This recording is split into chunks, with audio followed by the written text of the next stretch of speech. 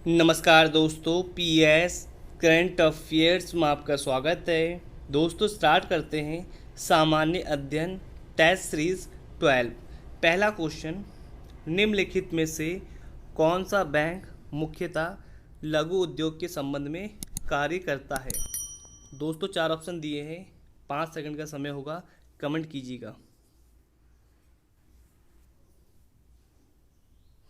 दोस्तों लघु उद्योग के संबंध में कार्य करने वाला बैंक मुख्यतः SIDBI है। दोस्तों इसकी फुल फॉर्म होती है small industries development bank of India. अगर दोस्तों पूछ ले स्थापना कब हुई थी, 1990 में। अगला क्वेश्चन,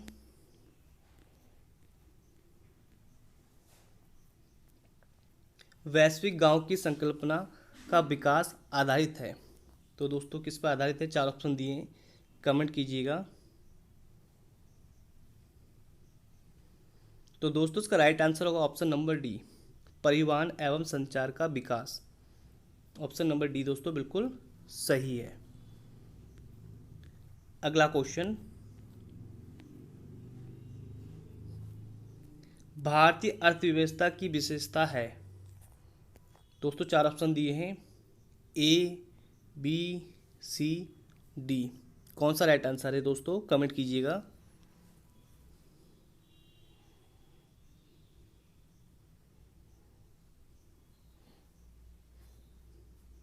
पहला है दोस्तों कृषि प्रधानता, बिल्कुल दोस्तों सही है।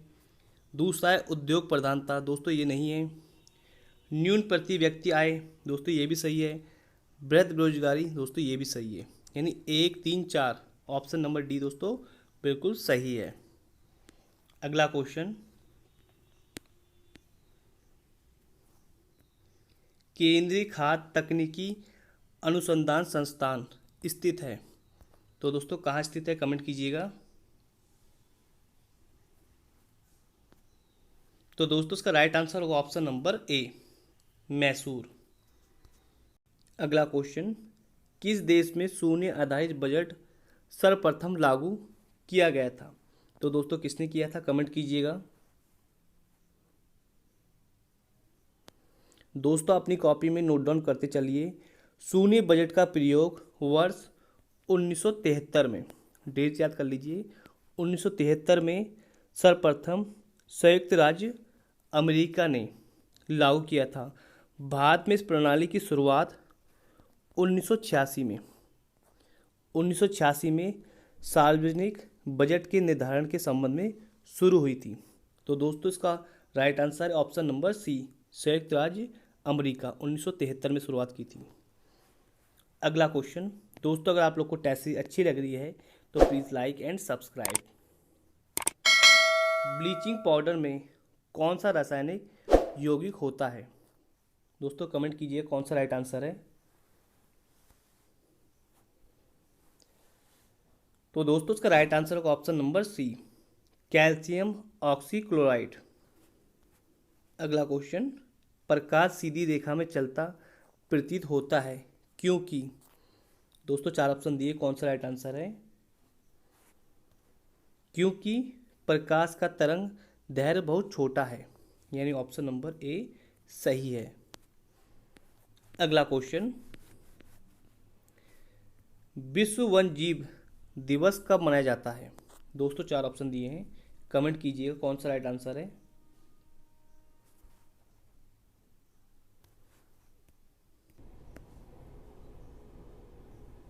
तो दोस्तों इसका राइट आंसर होगा ऑप्शन नंबर डी, 3 मार्च को विश्व वन्यजीव दिवस मनाया जाता है। अगला क्वेश्चन, केंद्र सरकार ने किसे देश का नया मुख्य सांख्यिकीविद नियुक्त किया है। दोस्तों करंट अफेयर्स का क्वेश्चन है, कमेंट कीजिएगा कौन सा राइट आंसर है। दोस्तों अपनी कॉपी में नोट डाउन करते चलिए। 10 मार्च 2021 को केंद्र सरकार ने डॉक्टर जीवी सावंत को देश का नया मुख्य सांख्यिकीविद नियुक्त किया है। दोस्तों इनका कार्यकाल 2 वर्ष का होगा। इससे पहले कौन थे दोस्तों सांख्यिकीविद। तो दोस्तों इससे पहले थे छत्रपति शिवाजी। अब दोस्तों करंट में है डॉक्टर जीपी सामंत। ऑप्शन नंबर दोस्तों ए सही है।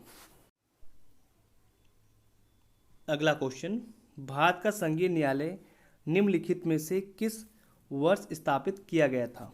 दोस्तों 4 ऑप्शन दिए हैं, कौन सा राइट आंसर है कमेंट कीजिएगा। दोस्तों अपनी कॉपी में नोट डाउन करते चलिए। भारत में संघीय न्यायालय की स्थापना 1 अक्टूबर 1937 को भारत सरकार अधिनियम 1935 के अंतर्गत की गई थी। तो दोस्तों इसका राइट आंसर हो जाएगा ऑप्शन नंबर बी 1937। अगला क्वेश्चन, 1946 में निर्मित अंतरिम सरकार में कार्यपालिका परिषद के उपसभापति कौन थे? दोस्तों 4 ऑप्शन दिए हैं, कौन सा राइट आंसर है कमेंट कीजिएगा। दोस्तों आप अपनी कॉपी में नोट डाउन करते चलिए। 1946 में निर्मित अंतरिम सरकार में कार्यपालिका परिषद के उपसभापति उपाध्यक्ष पंडित जवाहरलाल नेहरू थे। इसके पदेन अध्यक्ष वायसराय थे। 24 अगस्त 1946 को अंतरिम राष्ट्रीय सरकार की घोषणा इस उद्देश्य के साथ की गई थी कि अंतरिम सरकार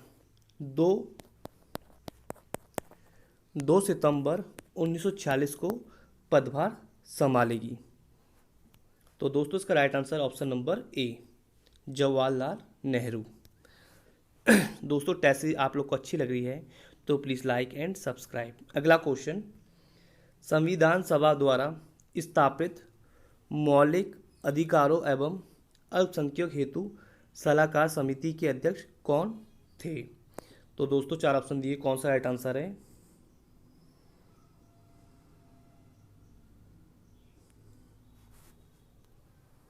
तो दोस्तों इसका राइट आंसर होगा option number B Sardar Patel.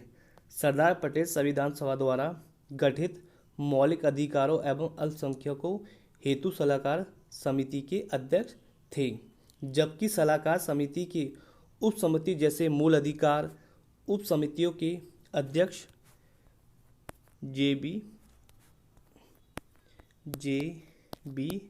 दोस्तों अपनी कॉपी नोट डाउन कर लीजिए, कृपलानी, जे.बी. कृपलानी तथा अल्पसंख्यक उप समिति के अध्यक्ष H.C. मुखर्जी। एक बार दोस्तों आप लोग को फिर से बता देता हूँ। सरदार पटेल संविधान सभा द्वारा गठित मौलिक अधिकारों एवं अल्पसंख्यक हेतु सलाहकार समिति के अध्यक्ष थे, जबकि सलाहकार समिति उप समितियों जैसे मूल अधिकार उप समितियों के अध्यक्ष जे.पी. कृपलानी तथा अल्पसंख्यक उप समिति के अध्यक्ष H.C. मुखर्जी थे। तो दोस्तों ऑप्शन नंबर बी सही है। सूची 1 को सूची 2 से सम्मिलित करें तथा कूट के प्रयोग से सही उत्तर का चयन कीजिए। तो दोस्तों इसे आपस में मिलाना है, कमेंट कीजिएगा दोस्तों कौन सा राइट आंसर है, A, B, C, D। दोस्तों पहला है भारत का नियंत्रक एवं महालेखा परीक्षक। दोस्तों आर्टिकल 148, वित्त आयोग आर्टिकल 280, प्रशासनिक अधिकारी दोस्तों आर्टिकल 323A, संघ लोक सेवा आयोग दोस्तों आर्टिकल अनुच्छेद 315। अब दोस्तों देख लीजिए, ए का 148, ए का तीसरा है, इसमें भी आ रहा है, बी का 280 से दोस्तों इसमें आ रहा है, यानी ऑप्शन नंबर दोस्तों ए सही है। अगला क्वेश्चन, लोकसभा के कम से कम कितने सत्र बुलाए जाते हैं? दोस्तों 4 ऑप्शन दिए हैं, कौन सा राइट आंसर है? दोस्तों ये क्वेश्चन कई बार एग्जाम में पूछा गया है। तो दोस्तों इसका राइट आंसर होगा ऑप्शन नंबर बी वर्ष में 2 बार। तो दोस्तों ये थे सामान्य अध्ययन टेस्ट सीरीज के महत्वपूर्ण क्वेश्चन। आपको कैसे लगे कमेंट सेक्शन में कमेंट कीजिएगा। आज के लिए दोस्तों इतना ही, धन्यवाद दोस्तों।